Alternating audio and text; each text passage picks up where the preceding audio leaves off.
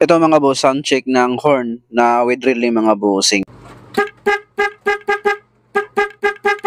Ito yung kailangan mo mga boss kapag gusto mo hindi maging static yung tunog ng busina. 4-pin relay. So ito mga bossing, meron na itong socket at wire. Magkano lang itong mga boss? 50 pesos. Meron ka ng 4-pin relay na merong socket at wire. Pwede rin to sa mga mini driving light mga bossing. Sa mga MDL ng ating mga motorcycle, pwede rin to gamitin itong relay na to mga bossing. Ito naman yung connection niya mga boss kapag kinabit sa busina. So itong relay na to mga bossing is transparent. Kaya kita mo talaga yung mga component niya sa loob. Itong black wire mga bossing, ito yung negative connection ng busina mga bossing, magkabilaan yan. Tapos itong blue wire naman mga bossing, ito yung positive connection ng ating relay mga boss. Na-connect yan sa busina mga boss. So number 87 to ng ating relay mga bossing. So ito na yun mga boss. Tapos itong yellow wire at red wire dyan mga bossing. Yan po yung i-connect natin sa ating motorcycle. At ito mga